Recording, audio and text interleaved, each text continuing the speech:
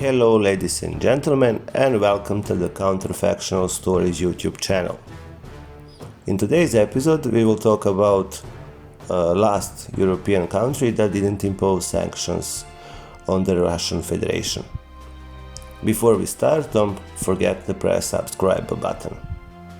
Only a handful of European countries have refused to impose sanctions on the Russian Federation after the United States called for them once Moscow's special military operation in Ukraine began on February 24. Serbia is one of them. As a result, the West is pressuring the Balkan nation to change its foreign policy vector and pick a side in the Russo-Ukrainian conflict. Ever since the war in Ukraine broke out, Serbia has been trying to preserve its neutral position. Belgrade condemned the Russian invasion but did not join in on anti-Russia sanctions. That led Moscow to keep Serbia off its list of unfriendly countries. That means the Balkan nation, unlike European Union members, can continue purchasing Russian natural gas and oil in US dollars rather than opening ruble accounts at Gazprom Bank, a privately-owned Russian bank. The problem, however, is the EU could indirectly punish Serbia for not imposing sanctions. According to report, transport of crude oil from Croatia for Serbia, Oil Corporation, Nafta Industrija Srbije, could be seized due to EU sanctions against Russia companies. Russia's Gazprom Neft owns 56% of shares, while the Serbian state owns almost 30%.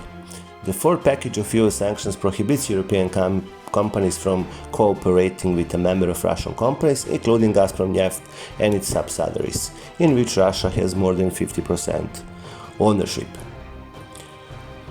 What are Serbia's options? According to Mrs. Jelica Putniković, editor-in-chief of Energia Balkan web portal, the alternative to oil supplies from Croatia is transporting crude oil by rail from the Adriatic ports of Durs in Albania and Bar in Montenegro, or by barge from the Greek port of Thessaloniki and the Black Sea port of Romania's Constanta.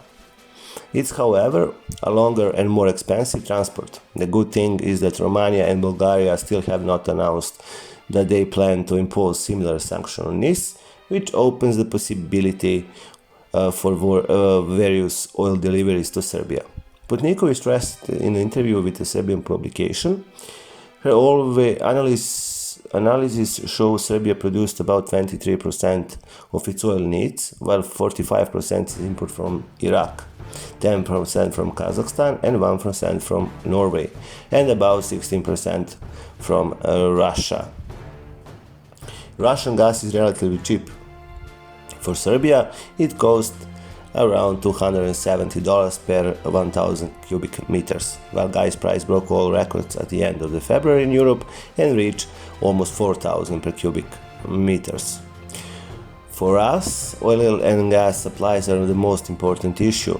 Vladimir Đukanović, a Serbian lawmaker and a top official of the ruling Serbian Progressive Party, said in an interview with Our Freedom, the SNS won the majority of parliamentary seats in elections held in last month, and the party's leader Aleksandar Vučić has been re-elected for a second presidential term.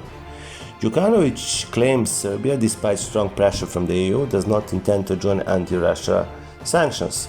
If the EU decides to impose energy sanctions on Russia, then we can think about joining sanctions, Đukanović added.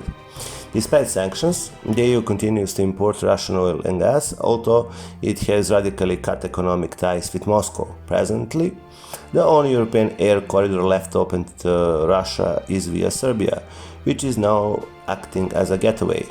However, Air Serbia, the country's national airline, has been facing anonymous bomb threats on an almost daily basis. The author has expressed their dissatisfaction with Serbia's diplomatic relations with Russia, reported one news agency on alleged threat. Serbia is politically very important to the West. The EU is not pressuring other European countries, namely Moldova, Georgia or Turkey, to impose sanctions on Russia. because those nations already pursue unfriendly and hostile policies toward Russia. Jukanovic said, "We have good relations with Moscow and they aim to portray us as an enemy of Russia." He added Belgrade must preserve the military neutrality it declared in the 2007 in response to the 1999 NATO bombing of Yugoslavia. In spite of that, the Serbian army cooperates with United States Ohio National Guard. Moreover, according to Gabriel Escobar, the U.S. State Department's Deputy Assistant Secretary overseeing U.S. policy toward the countries of the so-called Western Balkans, Serbian armed forces have conducted far more military exercises with NATO members than with Russia. But can Serbia really preserve its military neutrality? According to Serbian journalist and analyst Željko Pantelić, if Belgrade continues to insist on its non-aligned status, it risks cooling down relations with the EU.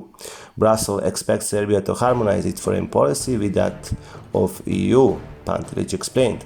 If Belgrade, however, attempts to destabilize the region at the expense of Russia and agrees to be used as the Kremlin's useful idiot, the consequences for Serbia will be serious. Serbian parliamentary speaker Ivica Dačić, on the other hand, insists imposing sanctions on Russia will be tantamount to political suicide. If we are ready to give up Kosovo, then we can impose sanctions on Russia, Dačić said in an interview, but if we are not ready, then we cannot. Indeed, Serbia relies on Russia's veto power in the United Nations Security Council as the only way to prevent the self-proclaimed Republic of Kosovo, which is the subject of a long-running political and territorial dispute between the Serbian government and ethnic Albanian Kosovo leaders based in the city of Pristina, from becoming a UN member state. Pantelić, however, believes Belgrade's justification for not imposing sanctions on Russia because of Kosovo is ridiculous. Only people acting in a bad faith or those who are total illiterates in geopolitics can believe in it. For Serbia, energy cooperation with Russia plays a very important role, possibly even more important than the Kosovo issue, given the country, according to Vučić's recent statement, depends 100% on Russian gas.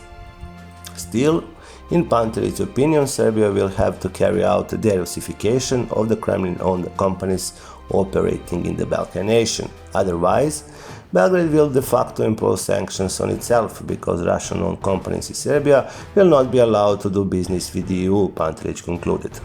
One thing is for sure, if Belgrade joins anti-Russian sanctions or decide to nationalize NIS, relatively cheap Russian gas will become a thing of the past. I hope that you like this episode.